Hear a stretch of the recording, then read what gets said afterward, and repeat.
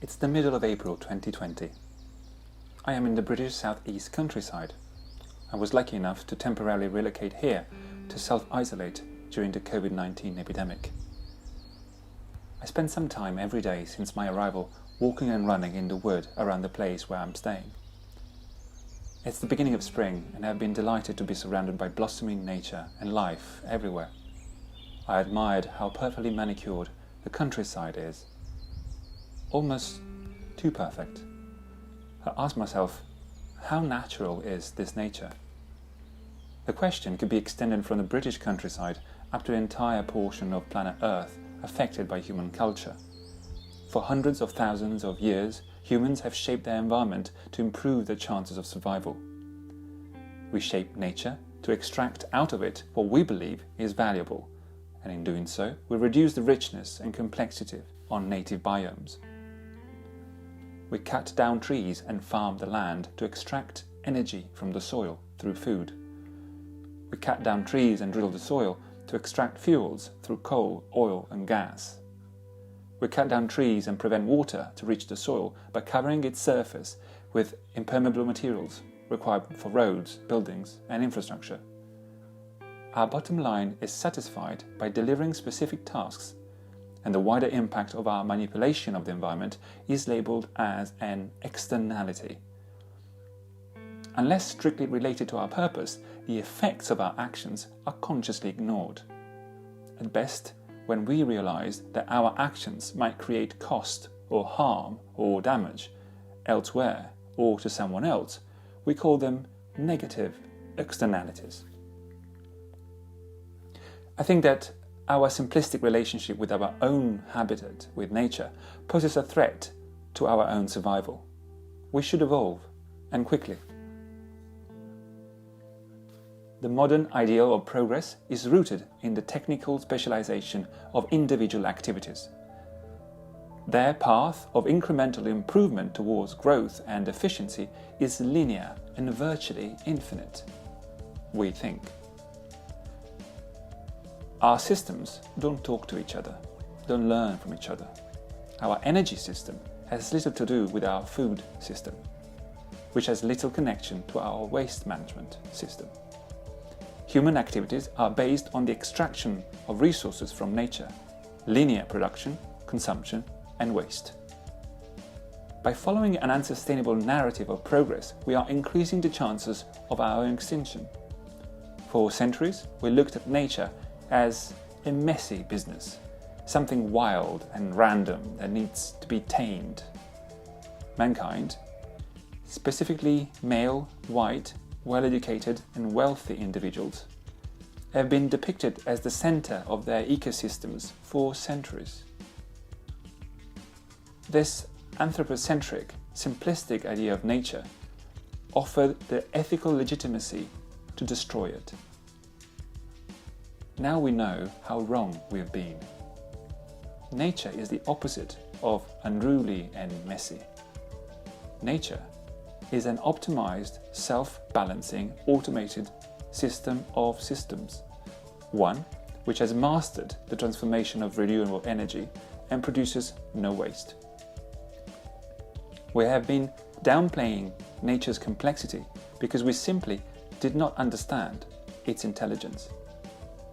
Our ignorance was so deep that despite being obviously part of the biosphere, we defined humankind as the opposite of nature. Othering nature was instrumental to justify violence on it. Exactly as othering ethnic, social or gender groups into minorities is instrumental to justify inequality.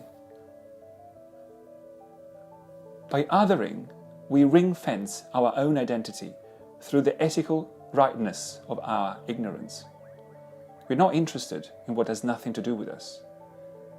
As we drop our interest, we also lose awareness on the interdependencies between what we define as us and what we relegate as other. Ignoring the invisible ties between us and other increases our exposure to extremely rare and extremely impactful events. This poses a threat to our own survival. By othering nature, we carry on destroying its web of life, snapping the vital interdependencies between animals, plants, water and climate. Because we don't care, we don't know. Because we don't know, we don't acknowledge and we don't act. By othering nature, we simplify the complexity of reality. We are left exposed to the impact of unknown unknowns. By othering nature, we confuse what is improbable or highly unlikely with what is impossible, the thing that cannot happen. By othering nature, we reduce our awareness of how Earth functions and increase the fragility of our civilization. It took one overseen interdependency, one virus, COVID-19, to expose the fragility of our systems. Climate change comes with an exponentially larger level of complexity and interdependencies. Each one of those is able to bring our systems to a halt.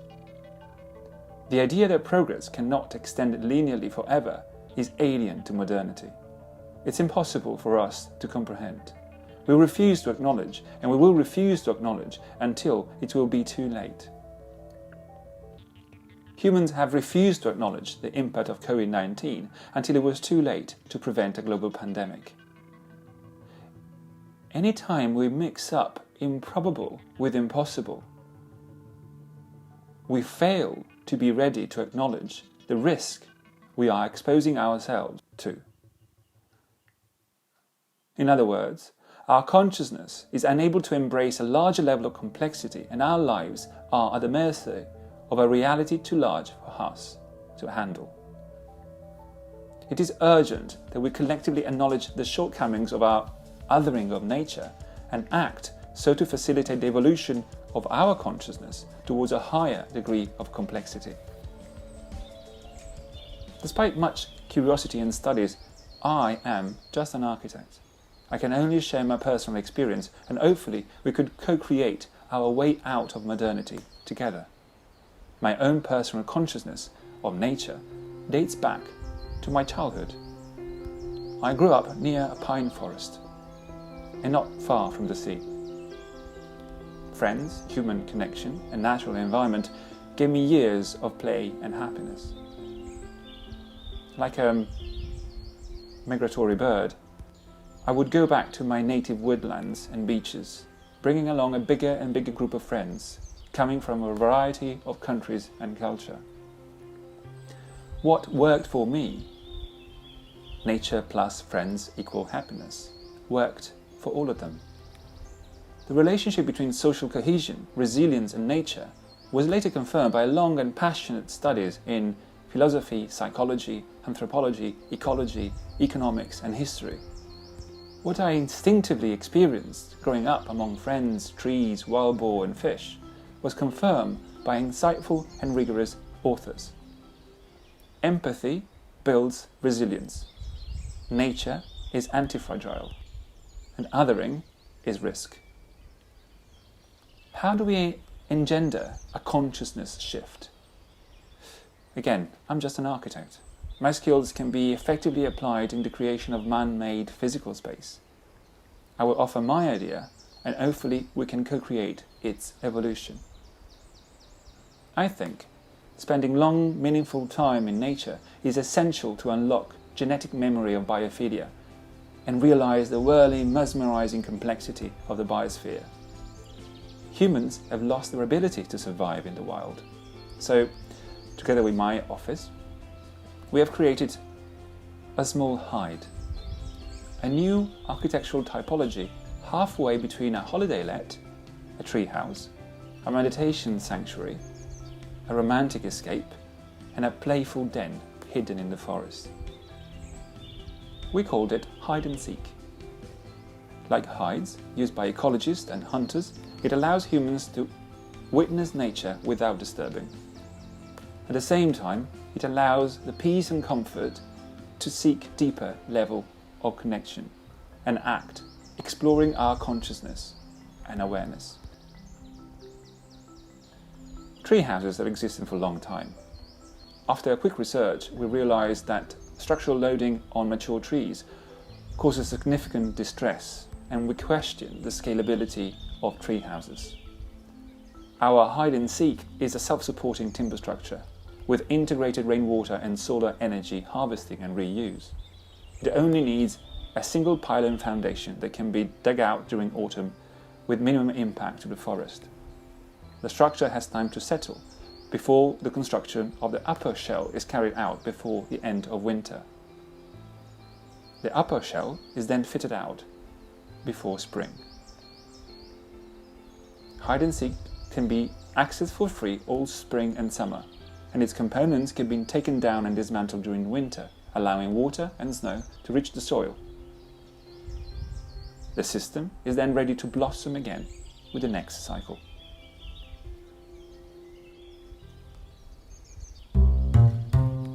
But what is the point of a sustainable design solution when we have a global healthcare, economic and social crisis? COVID-19 exposes the fragility of our systems through a series of non-linear catastrophic effects. We should not go back to business as usual, because business as usual was highly fragile in the first place. COVID-19 forces us to find alternatives to our historical reliance on ever-increasing density, fast travel and top-down institutions. In terms of density, hide-and-seek sites should be suitably isolated in order not to be able to see two hide-and-seek units at any one time. As far as travel is concerned, this should be short and slow. We need to strengthen the understanding of nature, starting from the ecology surrounding us. Hide-and-seek can be placed anywhere in nearby parks, gardens or woods. In regards to governance, hide-and-seek projects should be initiated, delivered and managed by local cooperatives, giving groups of neighbours, citizens and local communities the benefits and responsibility of rural commons, similarly to the tradition of alpine refuges and huts. We learned from modernity the rational optimization of time and space in the pursuit of linear incremental progress. Through the mobilization of many individuals and organizations like Marcel Mauer, a new alternative vision is emerging. One in which we will have time and space to embrace and understand the complexity of nature and the beauty of life.